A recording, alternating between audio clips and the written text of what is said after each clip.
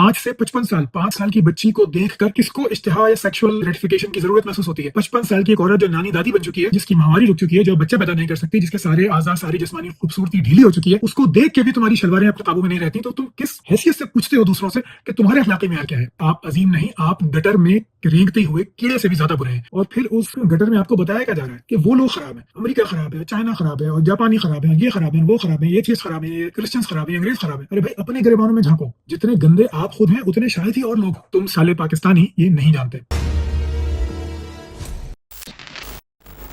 सलाम दोस्तों, उम्मीद है आप सब लोग बहुत खैरियत से होंगे। ये साले पाकिस्तानी, ये टाइटल है इस वीडियो का, जो एक फ्रेज है जो मेरे एक अंकल यूज करते हैं जब भी वो पाकिस्तानियों को किसी गलत हरकत पे मुलव्विस देखते हैं। ये बिल्कुल जबरदस्त मुझे लगा इस वीडियो के लिए, क्योंकि इस वीडियो में मैं तमाम पाकिस्तानियों को, या चाहे वो उर्दू स्पीकिंग मुसलमान हो, उनको कुछ आईना दिखाना चाहता हूँ। ये बताना चाहता हूँ कि आप जो मुल्हिदीन से सवाल करते हैं कि भाई तुम तो बहन भाइयों से सेक्स करने को सही समझते हो, तुम तो हर किस्म की रिश्वत सतानी को, जुल्म को, पैसे कमाने को जायज समझते हो, तुम्हें तो बस शराबे पी के पार्टियां करना है, तुम्हें तो जुल्म करना है और उसका मुआखजा होगा, तो इस डर से तुमने दीन ही छोड़ दिया। इस तरह की बेशुमार बातें मुझे सुनने को मिलती हैं। और जब से ये कुर्बानी की वीडियो आई, और फिर अभी कुरान मजीद पे मैं वीडियोस का सिलसिला शुरू कर रहा हूँ, उसकी पहली वीडियो आपने देखी, तो उस पर भी बहुत ज़्यादा गालम गलोच और जनाब इखलाकी बुलंदियों के तराने गाए जा रहे हैं। तो मैंने सोचा कि मैं अपना रेगुलर तसलसल रोक कर ज़रा कुछ आईना दिखाऊं इन साले पाकिस्तानियों को, जिनको ये लगता है कि वो बड़े अजीम हैं, जबकि इस वीडियो के आखिर में आपको अंदाज़ा हो जाएगा कि आप अजीम नहीं, आप गटर में रेंगते हुए कीड़े से भी ज़्यादा बुरे हैं। आप इतने बेगैरत हैं, इतने जलील हैं और इतने कमज़र्फ हैं कि मुझे खुद अब कोशिश होती है कि मैं कहूं कि मैं एक एक्स पाकिस्तानी हूं।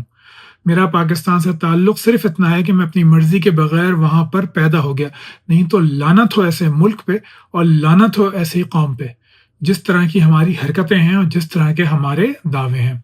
अल्फाज कुछ सख्त हैं तो मेरे साथ रहिएगा। तो चलिए शुरू करते हैं। पहली बात करते हैं रेप के ऊपर। बड़ा अजीब मुझे बताया जाता है कि अमेरिका में तो हर 20 सेकंड में रेप होता है, और यूके में तो हर 2 मिनट पे कि औरत की इज्जत लुटती है। पहली बात तो ये कि अपनी अकल को घास चरने से वापस बुलाइए। किसी भी मुल्क में जब आप रेप की स्टेटिस्टिक्स पढ़ते हैं तो वो रेप नहीं होता, वो होता है sexual assault. Rape is a kind of sexual assault. तो देख लेना, हाथ लगा देना, मुसलसल घूरे जाना, ये सब भी उसी असॉल्ट में आ जाता है जिसमें रेप आता है, जिसमें एक औरत की इज्जत लूटी जाती है, जिसको हम अपनी फिल्मों वगैरह में समझते हैं या देखते हैं या जानते हैं कि इज्जत लूटने का क्या मतलब होता है। यानी कि सेक्सुअल ग्रेटिफिकेशन के लिए कोई मर्द किसी औरत पे जबरदस्ती से ओवर पावर करे उसे, और उसके साथ सेक्सुअल एक्ट्स करे। उसमें अगर पेनिट्रेशन भी हो जाती है तो ये मुकम्मल रेप होता है, नहीं तो फिर ये रेप की बहुत सारी डिफरेंट टाइप्स हैं। बल्कि ऑनलाइन रेप भी अब एक ऐसी चीज़ है जो कि काफ़ी पॉपुलर होती जा रही है मीडिया में भी और कानून में भी, क्योंकि इंसानी कानून का प्रॉब्लम ये होता है कि वो इंसानी रिश्तों की तरह बहुत ही कॉम्प्लेक्स होता है, तो इस वजह से उसकी बहुत सारी शिकें आपको बनानी पड़ती हैं। इसीलिए हमारी ये जो अहमक मौलवी या उनकी चीले चाटे हैं, ये देखते हैं ये अरे इतना रेप हो गया, बड़े खुश हो जाते हैं।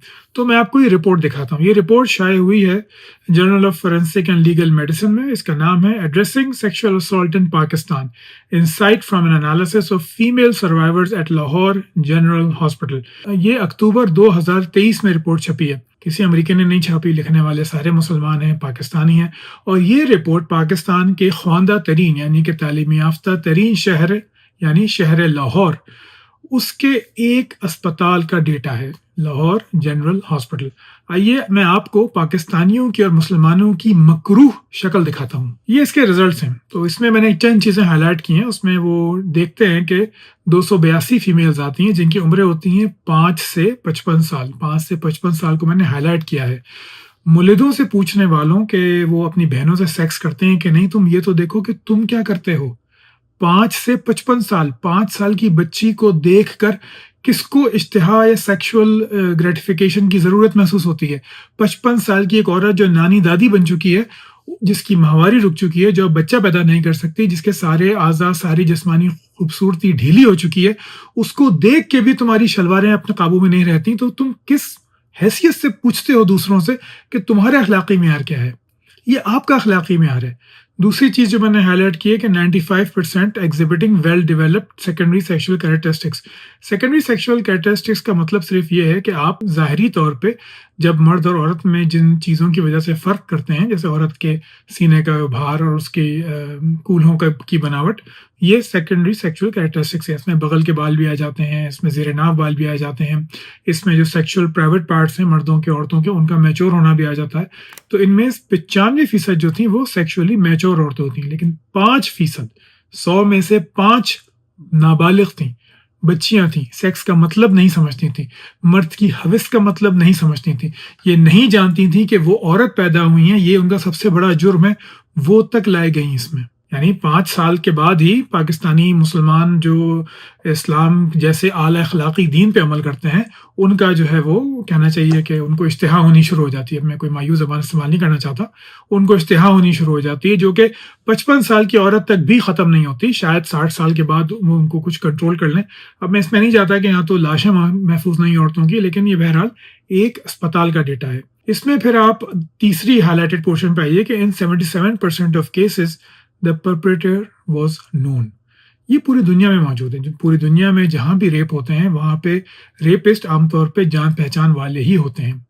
इस्लामी मुल्कों में भी ऐसा ही होता है।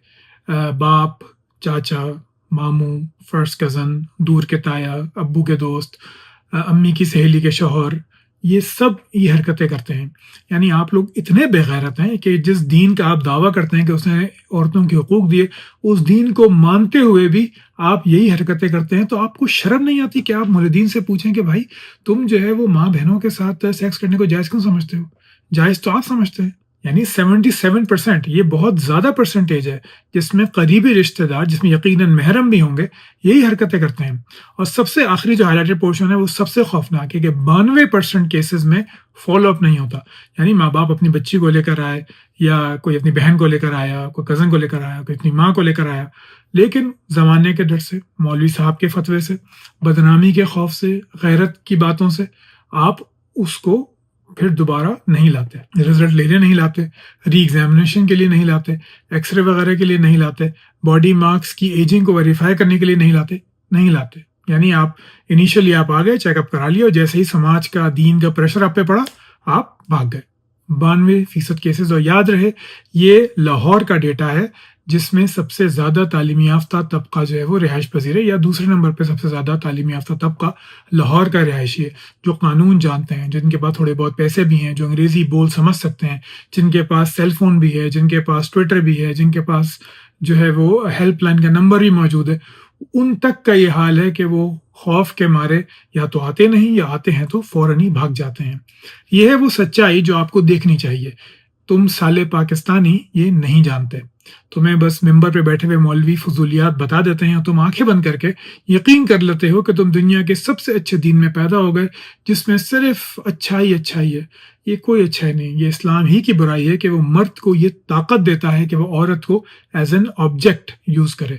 अभी कुछ दिनों पहले मैंने वीडियो डाली थी कि हरम क्यूब में खवातीन के साथ क्या होता है, जिसमें बड़ी हाहाकार हुई, बड़े मुझे मैसेजेस आए, कई अफराद ने वीडियोस भी बनाई, उस पर मुझे गलत साबित किया। लेकिन गलत साबित वो किन चीज़ों से करते हैं? हदीसों से। हदीसों से बड़ा झूठ कोई हो सकता है? मैंने आपको कुछ अरसे पहले वीडियो में बताया था कि मुत्तफ़िक़ अलैह 2 हदीसें हैं कि औरतों, बच्चियों को तालीम दिलाओ। वो हदीसें फरमाने वाले मोहम्मद सल्लल्लाहु अलैहि वसल्लम अपनी 4 बेटियों में से एक को भी तालीम नहीं दिलाते। उनमें चारों बेटियों में से, अब शिया कुछ भी अपनी झूठ कहते रहे हज़रत फातिमा के बारे में, हकीकत ये है कि आप सल्लल्लाहु अलैहि वसल्लम की चारों बेटियां नाख्वानदा थी।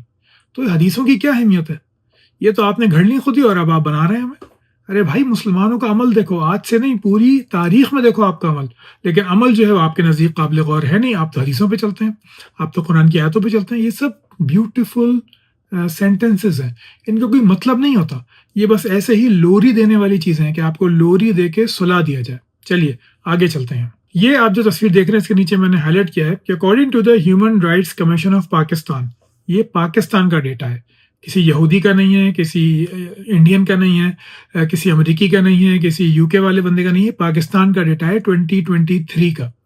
हर 45 मिनट में एक औरत रेप होती है। हर 45 मिनट में, 45 मिनट्स में एक औरत रेप होती है। ये सिर्फ रिपोर्टेड केसेस हैं। इस रिपोर्ट के लिखने वालों का ख्याल है कि یہ اگر تمام رپورٹنگ ہو، یعنی ہم اپنے رورل ایریاز کو ملا لیں، ہم اپنے باجوڑ ایجنسی والے علاقوں کو ملا لیں، فاٹک علاقوں کو ملا لیں، سب کو ملا لیں، تو شاید یہ 10 سے 15 منٹ ہو جائے گا کہ ہر 10 سے 15 منٹ پہ ایک عورت ریپ ہوتی ہے۔ چلیے میں کہتا ہوں وہ سب جھوٹے ہیں، سب جہنمی ہیں، لیکن 45 منٹس والی ریپ تو آپ کو ماننا پڑے گا، کیونکہ یہ رپورٹڈ کیسز ہے۔ یہاں پہ خواتین نے آگے آ کے بتایا ہے کہ ہمارے ساتھ یہ ہوا ہے۔ ان کیسز میں کنوکشن کتنی ہوتی ہے؟ 0.2%، یعنی 100 میں سے 0.2% لوگوں کو سزا ہوتی ہے۔ آپ کو ڈوب کے مر جانا چاہیے یہ سب سن کے، کہ جن ملکوں پہ آپ باتیں کرتے ہیں کہ جی وہاں تو بڑے ریپ ہوتے ہیں، وہاں تو یہ ہوتا ہے، وہاں تو وہ ہوتا ہے، آپ کا اپنا کیا حال ہے؟ آپ خود ایک گٹر میں رہتے ہیں، اور آپ کے ساتھ والے بھی گٹر میں رہتے ہیں، اور سب آسمان کو دیکھتے ہیں اور یہ سوچتے ہیں کہ یار ہم تو کتنے خوش نصیب ہے کہ ہم اس گٹر میں پیدا ہو گئے۔ کیوں؟ کیونکہ آپ ایک گٹر کے اندر ہیں۔ اگر آپ اس گٹر سے کبھی باہر نکلیں، یعنی اپنی مذہبی فرسودہ ذہنیت سے باہر نکلیں، تو آپ کو پتہ چلے گا کہ اس گٹر میں سے کتنا تعفن اٹھ رہا ہے، اس میں کتنی بدبو ہے، لیکن افسوس خوبصورت بیانات، خوبصورت باتیں، پیاری پیاری باتیں آپ کو یہ سوچنے نہیں دیتی۔ سب سے بڑا آرگومنٹ کیا آتا ہے؟ جیسے ہی آپ یہ بات کرتے ہیں، اوہ ناروے میں یہ ہوتا ہے، جھوٹ بات ہے، ناروے میں ایسا نہیں ہوتا۔ امریکہ میں یہ ہوتا ہے، ہاں جی بالکل ہوتا ہے۔ انگلینڈ میں یہ ہوتا ہے، بالکل ہوتا ہے۔ جرمنی میں ہوتا ہے، بالکل ہوتا ہے۔ لیکن کیا ان کا دعویٰ یہ ہے کہ وہ ایک آخری ہدایت پر موجود ہیں، جو سب سے سچی ہدایت ہے، جس نے سب کو سب سے بہترین اخلاقی تعلیمات دی ہیں؟ کیا وہ یہ دعویٰ کرتے ہیں کہ ہمارا قانون آخرت میں سزا سے بچائے گا انسانوں کو، اس لیے ایسا بنا ہوا ہے؟ وہ مانتے ہیں کہ یہ جرائم ہوتے ہیں، وہ مانتے ہیں، اس کے لیے قانون کو بہتر سے بہتر بنانے کی کوششیں کرتے ہیں، کیمپین چلاتے ہیں، اور آپ کے یہاں چپ رہنے کو، صبر کرنے کو اللہ کی رضا بتاتے ہیں، اللہ کی آزمائش بتاتے ہیں، کہ باپ نے کیا تو کوئی بات نہیں، چھوڑ دو انہیں، بدنامی ہو جائے گی، بھائی نے کیا کوئی بات نہیں، چھوڑ دو انہیں، بدنامی ہو جائے گی۔ ابھی ایجپٹ میں آج سے تقریباً شاید 15 یا 20 سال پہلے ایک کیس آیا تھا کہ ایک عورت کا گھر چھوٹ گیا انتقال کے بعد اس کے شوہر کے، تو وہ اپنے 3 بیٹوں اور ایک بہن کے ساتھ 2 کمروں کی فلیٹ میں آ گئی، اور پھر 3 بہن کو بھائیوں کے ساتھ ہی سونا پڑا، اور بھائیوں نے وہی کیا اس کے ساتھ جو مرد کرتے ہیں۔ وہ بہن حاملہ ہو گئی، جس کے بعد اس ماں نے بدنامی کے خوف سے اسی بہن کا گلا گھٹوا دیا اپنے بیٹوں سے، یعنی اس لڑکی کے بھائیوں سے، جس نے اس پہ زنا بالجبر کیا یا زنا بالرضا کیا، میں تفصیلات نہیں جانتا، لیکن اسی بہن کا گلا گھونٹ دیا۔ یہ ہے ہماری تعلیمات، یہ ہے ہماری۔ میں آپ کو باقی ملکوں کی بھی کچھ اسٹیٹس دکھاؤں گا، میرے ساتھ رہیے۔ پھر ایک ہوتا ہے میرٹل ریپ۔ ابھی کچھ عرصے پہلے جو میں نے حرم پہ عورتوں کے ساتھ ویڈیو بنائی تھی، تو اس میں ایک ریبٹل ویڈیو میں ایک مفتی صاحب فرما رہے تھے کہ نہیں، یہ تو عورت کی تو میرج کانٹریکٹ کا حصہ ہے، مطلب یہ تو میرج کانٹریکٹ ہے کہ وہ مرد کو سیکس پرووائڈ کرے گی، تو یہ تو اس کا حصہ ہے، اس میں کنسنٹ کی کیا ضرورت ہے؟ پھر بھی علماء یہ فرماتے ہیں، علماء یہ کہیں نہیں فرماتے، علماء صرف بکواس کرتے ہیں، جیسے کہ وہ صاحب بکواس کر رہے تھے۔ میرٹل ریپ ہوتا کیا ہے، میں پڑھتا ہوں آپ کے سامنے۔ ازدواجی زیادتی سے مراد وہ صورت ہے جب شوہر اپنی بیوی کی رضامندی کے بغیر زبردستی، دھمکی، جسمانی طاقت یا نفسیاتی دباؤ کے ذریعے جنسی تعلق قائم کرے۔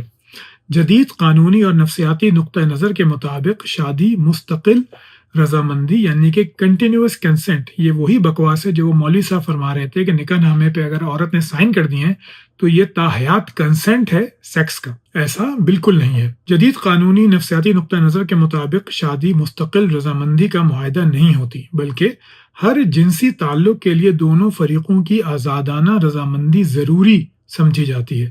طبی اور نفسیاتی تحقیقات سے معلوم ہوا ہے کہ ازدواجی زیادتی متاثرہ فرد میں ڈپریشن، اضطراب بعد صدمہ ذہنی کیفیت یعنی PTSD، post traumatic stress disorder, کم خود اعتمادی اور ازدواجی تعلقات میں شدید بگاڑ کا سبب بن سکتی ہے۔ اسی وجہ سے دنیا کے متعدد ممالک نے اسے قابل سزا جرم قرار دیا ہے، اور اسے گھریلو تشدد کی ایک سنگین شکل تصور کیا جاتا ہے۔ 2006 میں پاکستانی قانون میں بھی امینڈمنٹ ہوئی تھی، جس میں میرٹل ریپ کا نام تو نہیں لیا گیا، لیکن اس سے متعلق شق ڈالی گئی تھی۔ لیکن جس طرح پاکستان میں قانون کا حال ہے، 2 ٹکے کی حیثیت نہیں ہے قانون کی پاکستان میں، تو یہ بھی کہیں چلا گیا۔ اب آتے ہیں کچھ اسٹیٹس کی طرف۔ اس پہ جو لاسٹ اسٹڈی ہوئی تھی وہ تھی 2009 میں۔ اس کے حساب سے 33 to 45% یعنی 33 سے 45% خواتین اپنی ازدواجی زندگی میں کبھی نہ کبھی اپنے مرد کے جنسی تشدد کا نشانہ بنتی ہیں۔ جیسے میں نے پہلے کہا کہ نفسیاتی دباؤ، برا بھلا کہنا، دھمکیاں دینا، اس سے جسمانی تعلق قائم کیا جاتا ہے. اور پھر جب سے سوشل میڈیا آیا ہے اس کے بعد تو ایک طوفان ہی کھڑا ہو گیا. یہ میرا موضوع نہیں ہے، نہیں تو آپ کو تفصیل سے بتاؤں کہ مرد کتنے ذہنی بیمار ہو چکے ہیں پاکستانی معاشرے میں، عورتیں کتنی ڈری ہوئی سہمی ہو چکی ہیں اور وہ بھی ذہنی بیمار ہیں. یعنی وہ بھی اپنی ویلیو یہی سمجھتی ہیں کہ وہ بس اگر خاوند کو سیکس پرووائڈ کریں، اس کی سیکشول گریٹیفیکیشن کا کام لیں، تب جو ہے وہ بچیں گے. میں آپ کو ایک کیس دکھاتا ہوں جو میں نے خود دیکھا ہے کہ ایک لڑکی کی بات طے ہوتی ہے، وہ باہر جاب کرتی ہے اور پھر وہ یہاں آتی ہے، لڑکے سے اس کی نکاح ہوتا ہے اور پھر ہوتا ہے کہ پیپرز وغیرہ ہوں گے تو پھر ان کو باہر بلوا لیا جائے گا. نکاح کے بعد وہ لڑکا اس سے فون سیکس کی ڈیمانڈ شروع کر دیتا ہے. وہ منع کرتی ہے کہ یہ کیا بےہودگی ہے، مطلب پھر وہ اپنی ننگی تصویریں اسے بھیجنا شروع کر دیتا ہے کہ اب تمہاری شادی ہو گئی، اپنی ننگی تصویریں بھیجو مجھے. اب کیا کیا بھیجا ہے وہ میں نہیں بتاتا آپ کو، لیکن وہ لڑکی فوراً اسے طلاق لے لیتی ہے. تو ہمارے یہاں یہ ذہنی بیمار ہیں یہ مرد، جو عورت کو صرف ایک کھیلنے کی چیز سمجھتے ہیں. لیکن پھر بھی ہم کہتے ہیں کہ اسلام نے عورت کو پتہ نہیں کیا سے کیا دے دے. کبھی ان مفتیوں سے پوچھیں تو صحیح کہ میرٹل ریپ کوئی چیز ہوتی ہے؟ آپ جانتے ہیں اس کا کیا مطلب ہے؟ نہیں جانتے. کیوں نہیں جانتے؟ کیونکہ آپ کے مذہب میں یہ سب موجود ہے. محمد صلی اللہ علیہ وسلم کا میں آپ کو ایک واقعہ بتاؤں کہ جب آپ نے حضرت صفیہ سے نکاح کیا تو جب آپ واپس آئے ہیں تو حضرت عائشہ نے پوچھا ہے آپ سے کہ آپ نے رضامندی لی تھی اس کی؟ تو آپ نے کہا نہیں، وہ خاموش تھی اور عورت کی خاموشی اس کی رضامندی ہوتی ہے. تو یہیں سے حنفیوں نے یہ نقطہ نکال لیا کہ کنواری لڑکی کی خاموشی بھی بہت کافی ہے اس کی رضامندی کے لیے. یعنی زبان ہلانا تو آپ چھوڑ ہی دیں، اس کو اگر وہ خاموشی ہے تب بھی وہ اس کی رضامندی آپ خود ہی سمجھ لیں. یعنی یہ ہے عورت کی حیثیت آپ کے نزدیک آج 21 سینچری میں. یہ حیثیت دی تھی قرآن نے اور اسلام نے اسے، جس پہ آپ کہتے ہیں کہ اسلام نے یہ کیا، اسلام نے وہ کیا. یہ مولوی آپ کو جھوٹ بولتے ہیں. یا آپ کو جب بھی حدیثیں سنائیں ان سے کہیے حضرت اس سے ریلیٹڈ واقعات بھی سنائیے، دکھائیے کہ اس حدیث پہ کب، کہاں اور کیسے عمل ہوا، دور صحابہ سے لے کے تو آج تک پوری اسلامی تاریخ میں بتائیے. ان کے پاس سوائے چپ رہنے کے کچھ نہیں ہوگا، کیونکہ ہماری پوری اسلامی تاریخ میں ایسا کچھ بھی نہیں ہے. ہماری فقہ میں ایسا نہیں. جیسے حنفی فقہ کی میں آپ کو بات بتاؤں کہ ولی جو ہے یعنی باپ اور دادا، نانا نہیں اور ماں بھی نہیں، باپ اور دادا بچی کا نکاح کر سکتے ہیں. وہ 1 مہینے کی بچی ہے اس کا نکاح ہو جائے گا، 2 مہینے کی بچی ہے نکاح ہو جائے گا، 12 سال کی بچی ہے نکاح ہو جائے گا. باپ اور دادا کو یہ حق حاصل ہے فقہ کے اندر. ولی کے رضامندی جس کو کہا جاتا ہے، یہ کیا بکواس ہے؟ یعنی جس کو زندگی گزارنی ہے اسی کی کوئی حیثیت نہیں ہے. یہ تو اس سے بھی برا ہے کہ آپ عید ہے اور آپ کی مرضی کے بغیر کوئی کپڑا لایا جائے، آپ کو پسند نہیں آتا، اس پہ آپ ناراض ہو جاتے ہیں. یہ تو پوری زندگی کا معاملہ ہے اور صرف عورت کے ساتھ ہے ایسا. مرد چاہے تو طلاق دے سکتا ہے، عورت کے پاس تو حق ہی نہیں ہے. وہ بڑا ہو کے طلاق دے دے، بالغ ہو کے طلاق دے دے، اس کی مرضی. عورت تو نہیں کر سکتی ہے. تو آپ ان مفتیوں سے اب یہ پوچھئے کہ میرٹل ریپ کیا ہوتا ہے، شادی شدہ کے درمیان ریپ ہو سکتا ہے یا نہیں ہو سکتا. یہ کبھی اس کا جواب نہیں دیں گے، کیونکہ عورت کی مرضی پوچھنا تو ضروری ہے ہی نہیں. دوسری اس کی طرف کیا ہے، عورت کی مرضی سے کرنا یہ بھی ضروری نہیں ہے.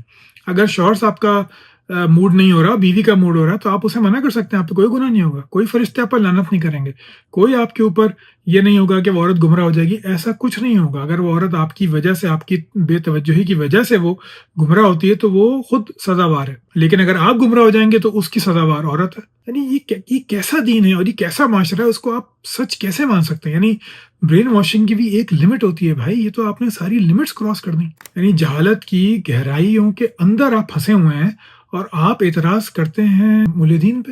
یعنی کچھ تو عقل کا قابلیت چھوڑیں. مولدین تو ہیں کافر، آپ چھوڑ دیں، جائیں گے جہنم میں. اپنے دین کو درست کر لیں، ان چیزوں کو درست کر لیں. ان مفتیوں کے گریبان پکڑ کے پوچھیں کہ یہ ہے اسلام میں کہ نہیں ہے. یہ جو واقعات یہ میں بتا رہا ہوں آپ کو، یہ جا کے پوچھیں ان سے کہ یہ سچ ہے کہ نہیں ہے. یہ آپ کو نہیں کہہ سکتے کہ سچ نہیں ہے. اب تو سب سرچز اویلیبل ہیں، آپ سرچ کیجئے یہ تمام احادیث، تمام واقعات. اگر آپ جھوٹ ہیں تو میرے پاس آئیے، میں آپ کو بتاتا ہوں، یا آپ مجھے برا بھلا کہیے پھر. لیکن نہیں جی، آپ ریفرنس دیں. میں ایک چیز کا، ایک جگہ کا جا کے آپ کو ریفرنس دوں، اس سے ہوگا کیا؟ آپ ان مفتیوں سے سوال کیوں نہیں کرتے؟ یعنی ان کے گریبان پکڑتے ہوئے آپ کو اتنی شرم کیوں آتی ہے، اتنا تقدس کیوں آ جاتا ہے؟ یعنی اگر میں بات اپنی اب سمرائز کروں تو میرٹل ریپ کی کوئی شق اسلامی قانون میں موجود نہیں ہے. اس میں قیاس بھی آپ نہیں کر سکتے. کیوں نہیں کر سکتے؟ کیونکہ قیاس کیا جاتا ہے کسی صورتحال جو موجود تھی اور اب ایک نئی صورتحال پیدا ہو گئی ہے، اس سے ملتی جلتی، لیکن زمانہ بدل گیا، تو پھر آپ کیسے کریں گے؟ اس میں آپ کو مکمل نیا اجتہاد کرنا پڑے گا. لیکن وہ کون کرے گا؟ کوئی بھی نہیں کرے گا، کیونکہ وہ کئی صریح آیات کے خلاف جائے گا، کئی صریح احادیث کے خلاف جائے گا. تو یہ علماء آپ کو ہمیشہ گولی دیں گے، کبھی آپ کو سچی بات نہیں بتائیں گے. اب آتے ہیں کچھ سٹیٹس کی طرف. ایجپٹ میں 2018 کی اسٹڈی کے حساب سے 10 سے 20% عورتیں اپنے شوہروں کے ہاتھوں ریپ ہوتی ہیں۔ پاکستان میں یہ میں نے پہلے بتایا کہ 33 to 45%۔ تونیزیا میں ریسرچ بھی، لیکن عورتوں نے بعد میں اپنے بیانات واپس لے لیے، وہ جو سرویز ہوتے ہیں اس پہ کوئی نمبر نہیں آ سکا۔ عرب لیگ ریجن جو UN کی ایک آرگنائزیشن کے انڈر کام کرتی ہے، اس نے جو عرب کا ڈیٹا لیا، اس میں ہمیں شادی کی ہوئی عورتوں میں، جن کی شادی مطلب ہوئی ہے عرب اسٹیٹس میں، ان میں تقریباً 24% عورتیں ہیں جنہوں نے سیکشول وائلنس کا سامنا کیا ہے، 24%۔ اور یہ وہ عورتیں ہیں جو تعلیم یافتہ ہیں، جو امیر بھی ہیں۔ یعنی عرب ملکوں میں عام طور پہ جیسے امارات ہو گیا، دبئی ہو گیا، یہاں پہ جو نیٹیوز ہوتے ہیں وہ غریب نہیں ہوتے، وہاں بھی 24% عورتیں مردوں کے ہاتھوں جنسی تشدد کا شکار ہوتی ہیں۔ کیسے ہوتی ہیں؟ مذہب کے ہاتھوں۔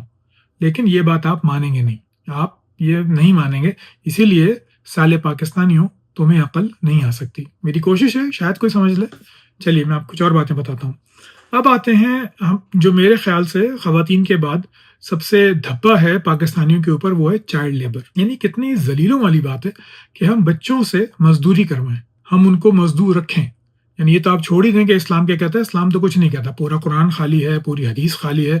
7ویں صدی میں بچوں کو والدین کی پراپرٹی سمجھا جاتا تھا۔ ہماری جو اولین فقہ ہے اس میں بھی اگر والدین بچے کو قتل کر دیں تو ان پہ حد نہیں جاری ہوتی۔ کوئی عالم صاحب اس کو کنفرم کرنا چاہیں تو بڑی نوازش ہوگی، اگر میں غلط ہوں تو میری تصحیح کر دیجیے، تب بھی بڑی نوازش ہوگی۔ اب یہ آپ چارٹ دیکھیے، working children by sector ages 5 and 14۔ آپاشی میں 69.4%، 70% بچے جو ہیں وہ آپاشی کے جو زراعت ہوتی ہے اس میں کام کرتے ہیں۔ انڈسٹری یعنی کہ یہ جو جوتے بنانے کی فیکٹری، گلاس بنانے کی فیکٹری، یہاں پہ بچے کام کرتے ہیں، وہ ہیں تقریباً 11%، 10.9%۔ باقی یہ سروسز، یہ سروسز ایک براڈر ٹرم ہے، اس کا مطلب ہے ڈومیسٹک ہیلپ، جو گھروں میں نوکر ہوتے ہیں بچے، یا جو ہے وہ ہوٹلوں میں بیرا گیری کر رہے ہوتے ہیں، یہ ان کا ڈیٹا ہے، اور یہ تقریباً 19.7 یعنی تقریباً 20% ہے۔ یہ بچے شدید ترین ظلم سے گزرتے ہیں۔ کچھ خبریں میں دکھاتا ہوں آپ کو۔ یہ آرٹیکل ہے Kapil torture and murder 8-year-old maid for letting parrots free، Pakistan police سے۔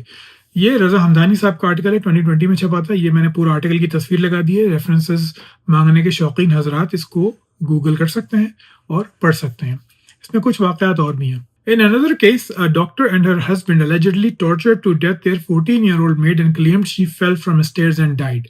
However, an autopsy revealed she was tortured. A judge and his wife in the capital city of Islamabad were sentenced to 1-year jail term in 2018 for keeping their 10-year-old maid in wrongful confinement, burning her hand over a missing broom, beating her with a ladle and detaining her in a storeroom. کہ ایک اور case میں ایک doctor صاحبہ اور ان کے husband نے اپنی 14 سال کی ملازمہ کو تشدد کے ذریعے مار دیا۔ ایک دوسرے کیس میں ایک جج اور ان کی بیگم کو 1 سال کی سزا ہوتی ہے کیونکہ انہوں نے مارا پیٹا اپنی نوکرانی کو، جو بچی تھی اس کا ہاتھ جلایا، اس کو زبردستی اسٹور میں بند رکھا، بھوکا پیاسا رکھا، وغیرہ وغیرہ۔ یہ صرف 3 کیسز ہیں، ایسے کیسز ہزاروں ہیں۔ کچھ عرصے پہلے ایک ذلیل ترین انسان، ایک پیر کی کیس آیا تھا جس میں بچی تڑپ تڑپ کے مر جاتی ہے 12 سال کی، لیکن وہ پیر بیٹھا ہوا اپنے سیل فون سے کھیلتا رہتا ہے۔ وہ جیل اس کو لے جاتے ہیں، جب وہ سوشل میڈیا پہ وہ کلپ وائرل ہوتی ہے، لیکن پولیس والے اس ذلیل انسان سے اس کا فون تک نہیں لے سکتے، اور وہ چپ چاپ چھوٹ جاتا ہے، کچھ بھی نہیں ہوتا۔ تو یہ ہمارے معاشرے کا حال ہے۔ ہم اتنے ذہنی طور پہ مردہ ہیں کہ ہم بڑے اطمینان سے اپنی فیملی کو لے کے جاتے ہیں، اور بچی کو یا بچے کو جو ہمارا ملازم ہوتا ہے اس کو کہتے ہیں تم باہر جا کے بیٹھو، اندر کھاتے ہیں۔ یہ اندازہ نہیں کرتے کہ وہ بھی انسان ہے، مت کھلاؤ اسے جو تم کھا رہے ہو، لیکن پیٹ تو بھر دو۔ لیکن ایسا نہیں کرتے، کبھی تو اسے اپنے سامنے بٹھا لیتے ہیں کہ وہ دیکھتی رہے کہ آپ کیسے مزے کی چیزیں کھا رہے ہیں، اور وہ صرف دیکھ سکتی ہے۔ میں بھی اس سے بالکل اوبلیویس تھا جب میں چھوٹا تھا۔ میں آپ کو ایک اپنا واقعہ بتاؤں، میں تقریباً شاید 12-13 سال کا ہوں گا، تو اس وقت میں کچن میں چھوٹے موٹے کام کرنے لگا تھا بچوں کی طرح۔ تو میں اپنے لیے انڈا فرائی کر رہا تھا، تو ہمارے درمیان ایک ماسی کام کرتی تھی ہمارے گھر میں، غریب عورت کام کرتی تھی، اور اس کا بچی آتی تھی۔ تو میں انڈا فرائی کر رہا تو وہ دیکھے جا رہی ہے، اس سے وہ دیکھنا چاہ نہیں رہی، لیکن بار بار اس کی نظر پڑی کیونکہ اس کی بچی بھوکی تھی۔ مجھے اس کا اندازہ نہیں ہوا، میں خود بھی بچہ تھا، میں نے انڈا ونڈا کھایا، اور بعد میں شام میں امی کو بتایا کہ جو ہے وہ اس طرح ہو رہا تھا۔ تو امی میری بہت ہی زیادہ افسردہ ہوئی کہ تم نے مجھے کیوں نہیں بتایا، اگر وہ دیکھ رہی تھی انڈا تلتے ہوئے تو ایک انڈا اسے دے دیتے، ایک انڈے سے کیا ہو جاتا۔ لیکن وہ بچی یقیناً بھوکی ہوگی، تم نے کیوں نہیں کیا۔ ہم کوئی امیر نہیں تھے، ہم لوور مڈل کلاس ہی کہوں گا، غریب نہیں، تو لوور مڈل کلاس فیملی تھی میری جب میں بڑا ہو رہا تھا۔ لیکن تب بھی اتنا شعور تھا کہ بھوک کیا ہوتی ہے، لیکن اب وہ شعور مر چکا ہے۔ اکا دکا آپ کو واقعات ملتے ہوں گے اپنے آس پاس میں، لیکن اکثریت میں بچوں پہ بدترین ظلم ہوتا ہے اور سب خاموش رہتے ہیں۔ ایک بے جان کتاب قرآن مجید کو جلانے کا کوئی افواہ بھی کرتے تو آپ جیل توڑ کے جلا دیتے ہیں، آپ ہڈیاں توڑ دیتے ہیں، آپ آگ لگا دیتے ہیں. لیکن ایک معصوم بچہ جو مسلمان کا بچہ ہی ہے، یا ہو سکتا ہے وہ کسی کرسچن کا بچہ ہو، لیکن تب بھی وہ انسان کا بچہ تو رہتا ہے. اس کو تو نہیں معلوم کہ رسول اللہ سچ تھے یا جیزس سچ تھے، وہ تو نہیں جانتا ابھی، لیکن وہ بھوک محسوس کرتا ہے، درد محسوس کرتا ہے، لیکن آپ کو اس پہ رحم نہیں آتا. اور پھر آپ کہتے ہیں کہ جی مذہب ختم ہو جائے گا تو ہر طرف ظلم و ستم ہوگا. مذہب کے ساتھ ہوتے ہوئے 98% مسلمانوں کے ہوتے ہوئے ایسا بدترین ظلم ہوتا ہے اور سب دیکھتے رہتے ہیں، کسی کو احساس نہیں ہوتا. تو پھر آپ کیا کریں گے؟ اور آپ کی برین واشنگ ایسی ہے کہ آپ کبھی بھی ایسے بچوں کی مدد نہیں کریں گے. آپ یہ نہیں کہیں گے کہ یہ میرے پورے سال کی زکوٰۃ ہے، یہ تم لے لو شکیل مسیح، اور اپنی بچی اور بچوں کو پال لو تم، اور تم تاکہ تمہاری بچیوں کو جا کے کام نہ کرنا پڑے، وہ اسکول جائیں. آپ کبھی نہیں کہیں گے، کیونکہ مولوی نے آپ کو یہ بتایا ہے کہ زکوٰۃ تو صرف آپ مسلمانوں کو دے سکتے ہیں. اور یہی کمبخت مولوی ہے جس کے لیے ٹرم ہے شرعی ہیلا. اس نے یہ شرعی ہیلا ایجاد کر کے زکوٰۃ کو مدرسے اور مسجد کے لیے حلال کر لیا. پورے ہمارے پرانے اسلامی مصادر میں نہ آپ زکوٰۃ مدرسے میں دے سکتے ہیں نہ مسجد میں دے سکتے ہیں. یہ جب نیشن اسٹیٹس آئی ہیں دوسری جنگ عظیم کے بعد، تب نواب ختم ہوئے ہیں اور تب یہ گورنمنٹس چھوٹی چھوٹی ختم ہوئی ہیں، تو ان مولویوں کو روزی روٹی کے لالے پڑ گئے، تو انہوں نے فتویٰ ایجاد کر لیا. یہ ایسے کبھی نہیں ہوتا تھا. ہمیشہ مسجد اور مدرسہ یا تو سینٹرل گورنمنٹ کے انڈر ہوتے تھے یا پھر اسے نواب پالتے تھے. لیکن اب ایسا نہیں ہے.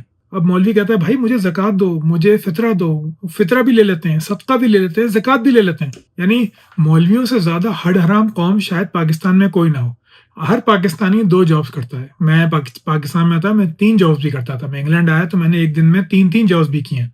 ٹیوشن پڑھاتا تھا میں کوئی پیٹرول وغیرہ پہ کام نہیں کیا میں نے، لیکن میں نے کام یہ میں کرتا تھا. کہیں سے بھی کچھ پیسے مل جائیں. لیکن یہ ایسے ہیں کہ دن کا 1 یا 2 پیریڈ لیتے ہیں، اس کے بعد کوئی کام نہیں کرتے. مکمل حرام ہے. کچھ مدارس ہیں جس میں جی کمپیوٹر سکھا رہے ہیں اور کچھ جو ہے وہ ہاتھ کا کام سکھا رہے ہیں، لیکن کئی اکثریت جو 99% مدارس ہیں وہ ایسے نہیں ہیں.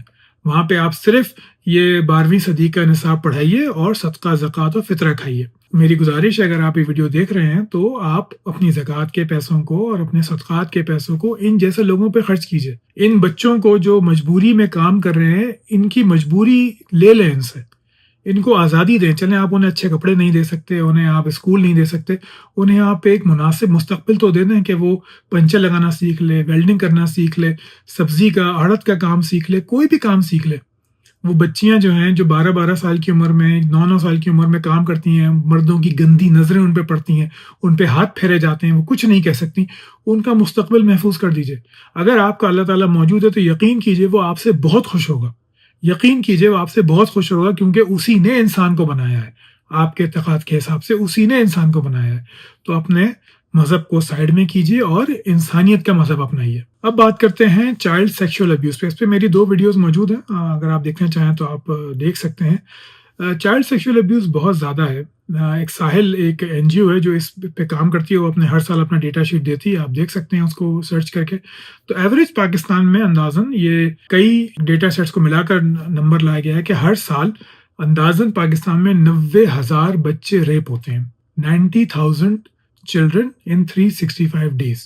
ایک سال میں 90,000 بچے ریپ ہوتے ہیں. یہ آپ اسٹیٹسٹکس آپ جو ہے خود کر لیجیے گا. 2017 کا جو ڈیٹا تھا اس کے حساب سے روزانہ 1.5 سے 2 بچے جو ہیں وہ ریپ ہوتے ہیں. تو یہ اب تعداد مزید بڑھ گئی ہے. تعداد پہلے بھی اتنی تھی، اب ہم اسے ڈیٹا کو بہتر طریقے سے حاصل کر رہے ہیں تو یہ ڈیٹا اتنا خوفناک ہے. 90,000 بچہ سیکشل ریپ ہوتا ہے. یہاں میں آپ سے ایک اور سوال ہی پوچھنا چاہتا ہوں ان سالے پاکستانیوں سے جو میری اخلاقیات پہ نکتہ چینی کرتے ہیں اور اس کے دلائل مجھ سے مانگتے ہیں. میں آپ سے یہ پوچھنا چاہتا ہوں کہ جو مدارس میں بچے ریپ ہوتے ہیں، جو کنوکٹ ہو جاتے ہیں، جرم ثابت ہو جاتا ہے، ان کو کبھی اپنے سزا ہوتے ہوئے دیکھی ہے؟ کبھی انہوں نے آپ کسی کو پھانسی ہوتے ہوئے دیکھی ہے؟ کبھی آپ نے کسی مولوی سرٹیفکیٹ کینسل ہوتے ہوئے دیکھا ہے؟ کبھی آپ نے کسی مدرسے میں جہاں یہ واقعات پیش آئے ہوں اس مدرسے کی وفاق المدارس سے رکنیت کینسل ہوتے ہوئے دیکھی ہے؟ کبھی کسی مولوی کی ڈگری یا مفتی کی ڈگری منسوخ ہوتے دیکھی ہے؟ کبھی نہیں دیکھی ہوگی آپ نے. یہ ایسا برین واش طبقے ہیں یہ جن سے میں بات کر رہا ہوں پاکستانیوں سے، کہ یہ بڑے سے بڑا گناہ مولوی کا بھول جاتے ہیں. مذہبی افراد بدترین اخلاق کا مظاہرہ کرتے ہیں لیکن بھول جاتے ہیں.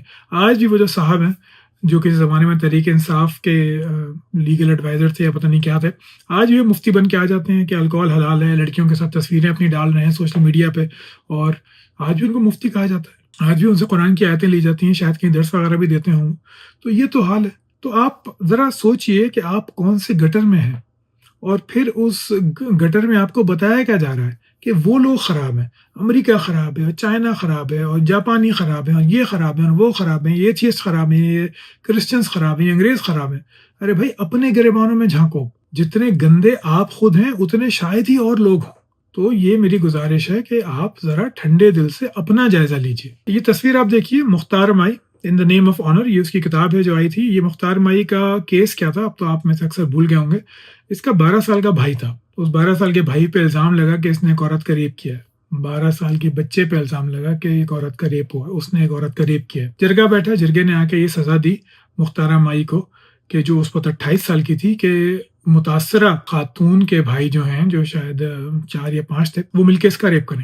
یہ انصاف تھا، اور ایسی بہت ساری رپورٹیں آ چکی ہیں۔ یہ انصاف تھا کہ اس کا ریپ ہوگا۔ پھر یہ سوشل میڈیا پہ تو اس وقت نہیں تھا، لیکن اخباروں میں بات آ گئی اور پھر یہ نکلی، اور اب یہ جو ہے وہ کافی اچھے کام کریے، اسکول وغیرہ کھولے ہیں اس نے۔ تو یہ کیس تھا جس میں ہمارے ساتھ ایسا انصاف ہوتا تھا۔ تو یہ آنر کلنگ والی، آنر کلنگ کے انڈر میں نے اس کو بنایا۔ یہ تو بخیر بچ گئی، لیکن پاکستان میں ہر سال تقریباً 1200 عورتیں غیرت کے نام پہ قتل کر دی جاتی ہیں۔ آپ کو کسی بھی مذہبی کتاب میں غیرت کی ڈیفینیشن نہیں ملے گی کہ غیرت ہوتی کیا ہے، یعنی یہ غیرت صرف عورت کے ساتھ کیوں تعلق ہوتا ہے، اس کا کوئی نہیں ملے گا آپ کو ایسا ہی کبھی بتانے والا۔ لیکن یہ بھی ایک بدنما داغ ہے پاکستانی معاشرے پہ کہ جہاں پہ 1200 عورتیں ہر سال قتل کر دی جاتی ہیں غیرت کے نام پر، کسی کو سزا نہیں ہوتی۔ ریپ کے وکٹم میں تو 0.2% سے یا 0.2 اور کچھ چیزوں میں 2 یا 3% کو سزا ہو جاتی ہے، لیکن آنر کلنگ میں تو یہ بھی نہیں ہوتا، جہاں تک میری معلومات ہے۔ اگر میں غلط ہوں تو مجھے بتائیے گا، میں پنڈ کامنٹ میں اپنی تصحیح کر لوں گا۔ اب جانے سے پہلے میں آپ کو چند اسٹیٹس دکھاتا ہوں۔ یہ اسٹیٹس بھی میں نے اپنے گھر میں نہیں بنائے، یہ اسٹیٹس بھی جو ہیں وہ پاکستانی اداروں کے ہی ہیں۔ تو یہ جو آپ چارٹ دیکھ رہے ہیں، اس میں ہر 1000 میں سے 4 پاکستانی مجرم ہیں، یعنی اگر آپ یہ جو ہائی لائٹڈ پورشن ہے اس میں سیدھے ہاتھ پہ دیکھیں تو ٹوٹل جرائم 87,000 کے آس پاس ہیں۔ یہ 2020 کا ڈیٹا ہے۔ آگے آئیے، ہر 1000 پاکستانیوں میں سے 5 کرمنلز ہیں، 5 مجرم ہیں۔ 1 لاکھ سے زیادہ کرائمز ہوتے ہیں۔ یہ وہ کرائم ہیں جو پاکستانی آئین کے تحت قابل سزا ہیں۔ پھر دیکھیے 2022 کا ڈیٹا، یہ ڈیٹا آپ کو بتاتا ہے کہ 1,11,000 سے زیادہ جرم ہوئے۔ یہ تقریباً 5.2 5.3 بنتے ہیں، یعنی کہ ہر 1000 میں سے 5.2% پاکستانی مجرم ہیں۔ اور یہ میں نے ہائی لائٹ کر دیا ہے بلو میں کہ یہ national police bureau, ministry of interior, یہ ان کا لیا ہوا ڈیٹا ہے۔ میں نے اپنے گھر میں نہیں بنایا ہے، کسی یہودی نے مجھے نہیں بھیجا ہے، کسی اسرائیلی نے مجھے ای میل نہیں کیا ہے ڈیٹا، کسی انڈین نے مجھے خفیہ طور پہ نہیں بھیجا۔ یہ آپ کا اپنا ڈیٹا ہے، لیکن وہی بات ہے کہ ہر چیز انگریزی میں لکھی جاتی ہے۔ اکثر لوگ انگریزی پڑھتے نہیں، 2% 3% لوگ شاید انگریزی اخبار پڑھ سکیں پاکستان میں، تو وہ یہ سب چیزیں کہاں پڑھیں گے، ان کو تو معلوم ہی کچھ نہیں۔ جاتے ہوئے میں آپ کو چند جلدی سے کچھ چیزیں اور بتاتا ہوں، وہ ہیں پاکستان میں مذہبی تشدد۔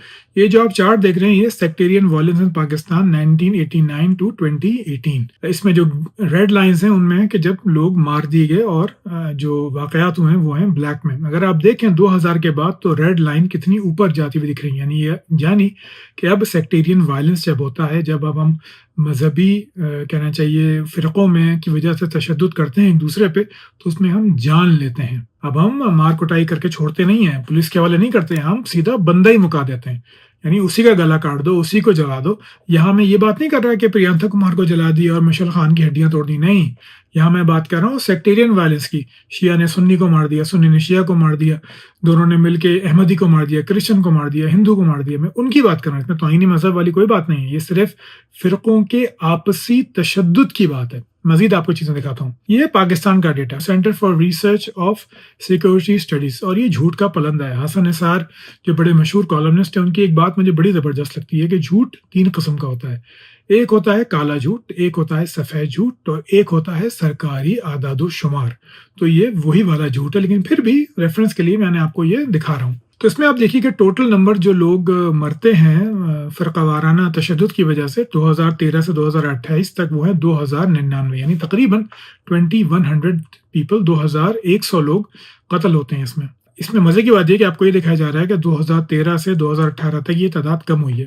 ہم اور آپ بالکل ہی جانتے ہیں کہ یہ سری جھوٹ ہے، لیکن پھر بھی یہ میں نے لگا اس لیے دیا کہ جب میں نے باقی جگہوں سے ڈیٹا کنفرم کرنے کی کوشش کی تو 2013 تک کا ڈیٹا جو ہے وہ یہ بتاتا ہے، جو انڈیپینڈنٹ سورسز نے کلیکٹ کیا، کہ پاکستان میں 2012-2013 میں 717 لوگ قتل ہوئے فرقہ وارانہ تشدد کی وجہ سے۔ تو یہاں پہ انہوں نے 708 کا فگر دیا ہوا ہے، جو قریب ترین ہے، لیکن اس کے بعد وہ بتا رہے ہیں کہ کم ہوتا جا رہا ہے، جبکہ یہ بالکل جھوٹ بات ہے، اب تو بڑھتے ہی جا رہی ہے۔ 2013 میں تحریک لبیک نہیں تھی، 2015 میں تحریک لبیک سامنے آئی ہے، پھر اس کے بعد جو انہوں نے کیا ہے وہ بہت زیادہ ہے۔ خیر وہ میں اس موضوع پہ بات نہیں کرنا چاہتا فی الحال۔ تو یہ انہی کا آپ ڈیٹا دیکھیے، fatalities from sectarian violence by group 2013 to 2018، لال رنگ میں سولینس، یعنی کہ سب سے زیادہ اس میں عام لوگ مارے جاتے ہیں۔ اس کے بعد ہے گورنمنٹ آفیشلس، یہ ہیں اورنج کلر میں، یہ بہت تھوڑے سے ہیں، لیکن جو میں نے ہائی لائٹ کیا ہے ملیٹنٹ یا کرمنلز، جو کرمنلز ہیں وہ سب سے کم مارے جاتے ہیں، یعنی کہ ان 2099 لوگوں میں سے صرف 10 وہ لوگ تھے جو انسٹیگیٹر تھے اس کے لیے۔